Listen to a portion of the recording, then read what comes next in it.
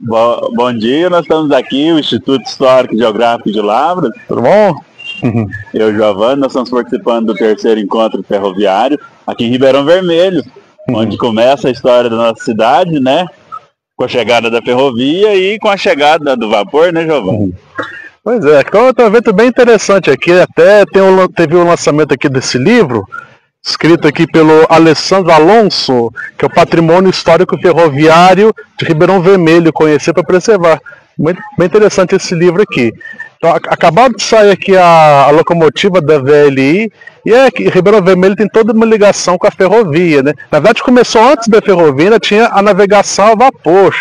Isso foi lá para 1880, quando foi inaugurada a linha que ia de Ribeirão Vermelho até Piumhi. Era um barco que chamava Dr. Jorge, esse é um barco a vapor. E a gente sabe que o transporte a vapor sempre faz ligações com comerciais, ligações com outras pessoas. Isso foi um marco para o desenvolvimento de Ribeirão Vermelho, lembrando que nessa época Ribeirão Vermelho era um distrito aqui de Lavras.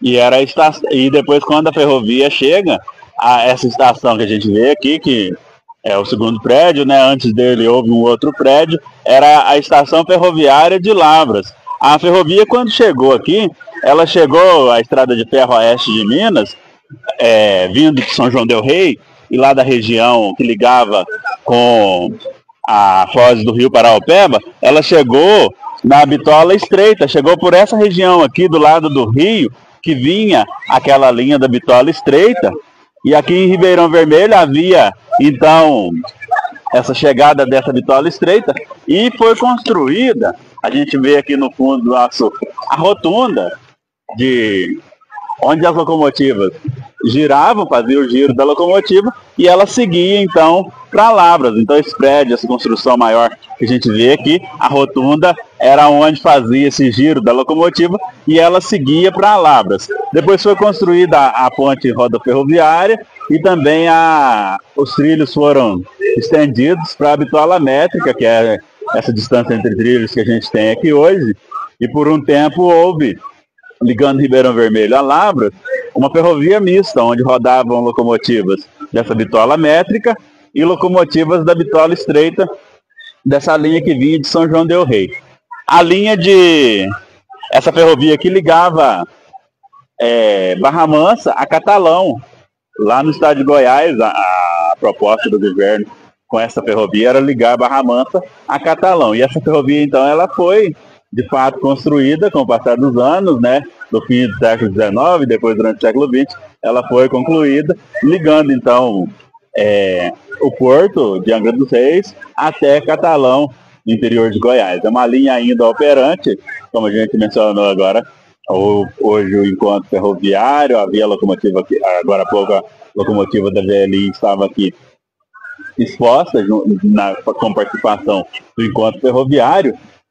Essa linha ainda é operante, mas atualmente ela liga a cidade de Arcos, aqui em Minas Gerais, até Barra Mansa, no Rio de Janeiro, não indo mais até Angra dos Reis, e também as composições que operam aqui não vão até Goiás mais. Embora a ferrovia ligando até Goiás ainda é operante por outras concessionárias, né? Mas são marcos históricos, né, Giovanni, da história de Lavras. Pois sim, até eu tinha esperança de encontrar aqui em Ribeirão Vermelho, tem um historiador muito famoso também, que é o Márcio Salviano Vilela. Ele já publicou este livro que está na mão do Vinícius aí, ele também é autor deste outro livro aqui. São livros muito interessantes sobre a história de Ribeirão Vermelho. Você vê uma cidade tão pequenininha, com tanta história, e principalmente é muito bom quando a gente vê que tem pessoas que cuidam da história e preservam isso. Aqui, esse primeiro passo, preservar a história, é o primeiro passo para a gente ter todo esse monumento histórico aqui, de certa forma recuperado e utilizado. Já pensou quantas coisas são possíveis de fazer aqui? Até a rotunda de Ribeirão Vermelho, pelo visto, já está em processo de restauração. Vamos ver. Tomara que isso seja recuperado, que isso é uma parte muito importante da nossa história. Isso, o Salviano faz essa preservação no livro dele, tudo detalhado, as construções, os locomotivos que circularam nessa ferrovia. Para nós do Instituto Histórico e Geográfico de Lavras, É uma honra poder contar com essa obra dele, ler essa obra dele, nos basearmos na obra dele para os nossos trabalhos também.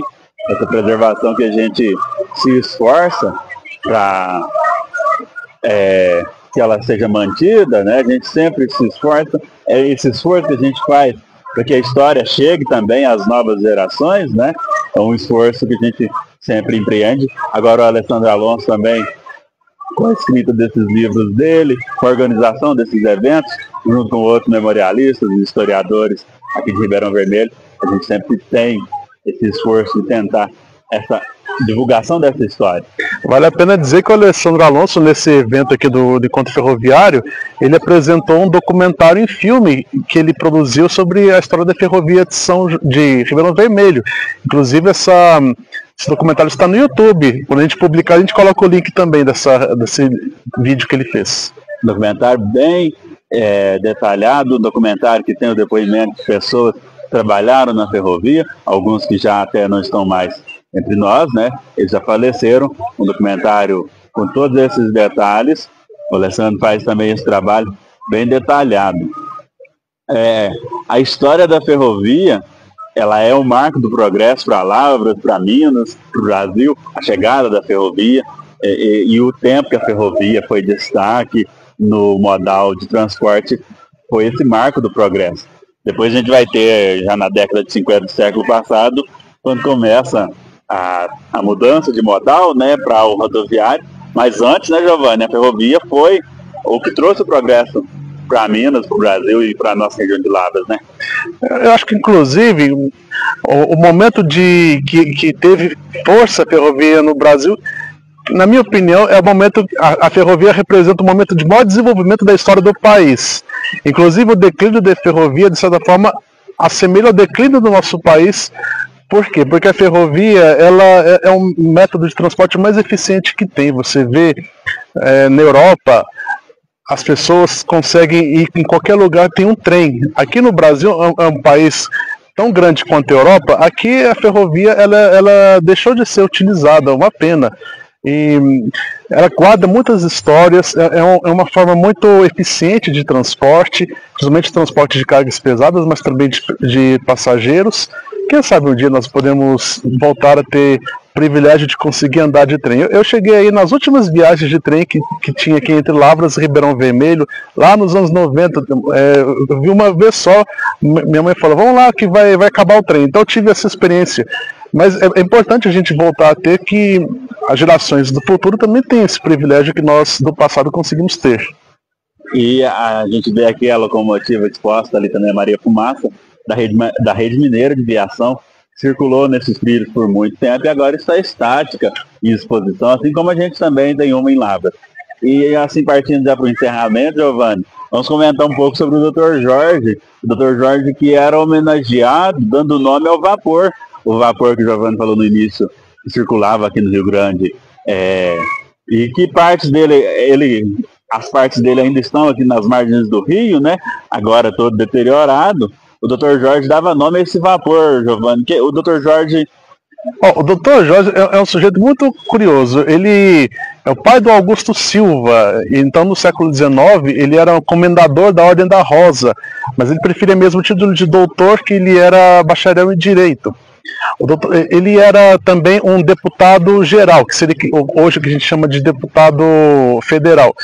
E ele escreveu lá na década de 1850 um tratado mostrando os benefícios que seria para o país de usar que Lavras fosse um ponto de uma ferrovia.